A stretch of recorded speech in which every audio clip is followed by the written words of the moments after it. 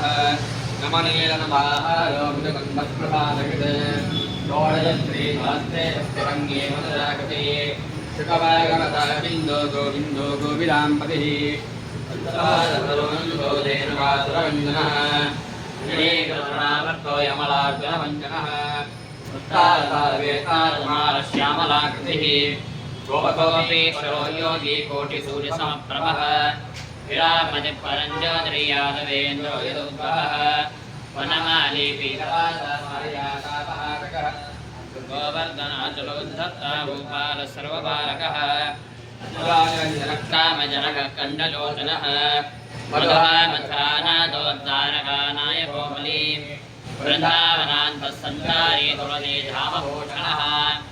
यमन्तकमणि हस्ता नरनारायणात्मकः गन्धानिलिप्ताङ्गो मायी परमपौरुषः वृष्टिकासुरदाणोरमल्लयद्धविकारतः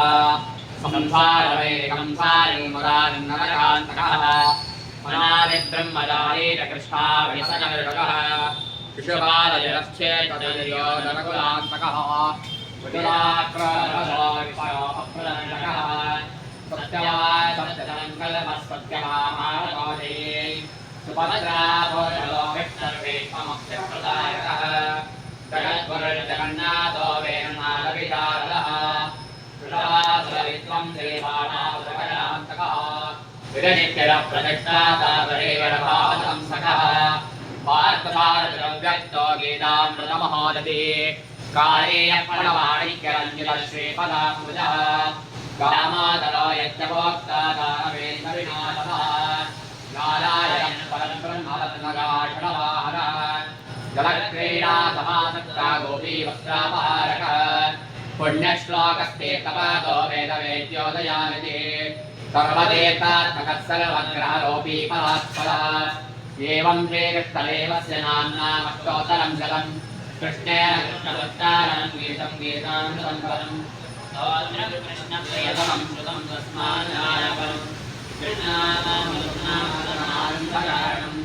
ईवाराजकर्तनं परमाईश्वरपरम्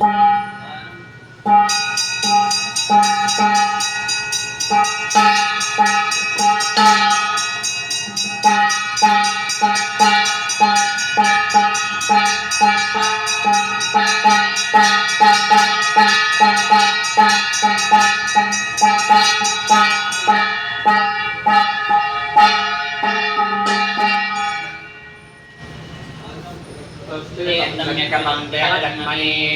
यपदाकोटिकोटिगुणं भवेत् जलापहं दरिद्राणां जयशूरां पट्टिलं पूर्णमण्डलं भागवतीनां शमनं शान्तिमुक्तिदं समस्तकालं सद्यासोऽनाशनम् अन्ते कृष्णस्मरणं भवतावत्रयापरम् कृष्णाय योगवेन्द्राय ज्ञानमुद्राय योगिने नाथाय रुक्मिणीशाय नमो वेदान्तवेदिने इमं मन्त्रं च वन्दे विरतं तिष्ठं दिवानिशे सर्वग्रहानुग्रहात् सर्वप्रियतमो नरः पुनरावृते प्रयतः सर्वदुःखभक्तिमा निविश्यभोगानन्ते विकृष्टमायुज्यवाप्नुयात् जयगुरुन्दसुनाथाय नमस्काराखिलेनया सर्वदत्योदयान्नय्याकैकणे ज्ञानित्यमुष्टा सर्वाङ्गै सौन्दर्या विगुणैरपि ईश्वरीं सर्वभूतानां स्वामिनोमकपये श्रियम् मातर्लक्ष्मी नमस्तुभ्यं माधवप्रियवाणिनि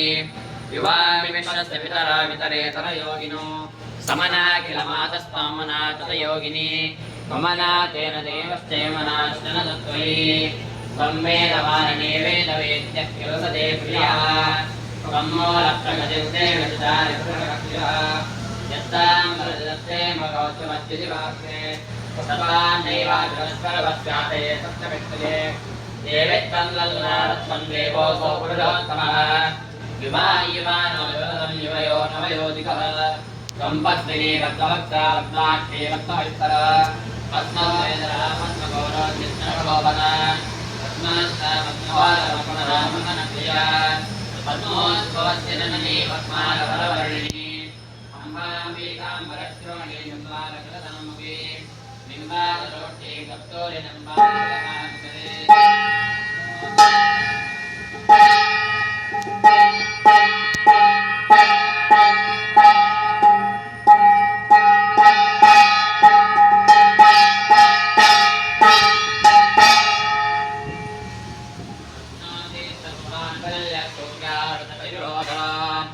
कुण्डलप्रभयो दण्डकण्डमण्डलमण्डिता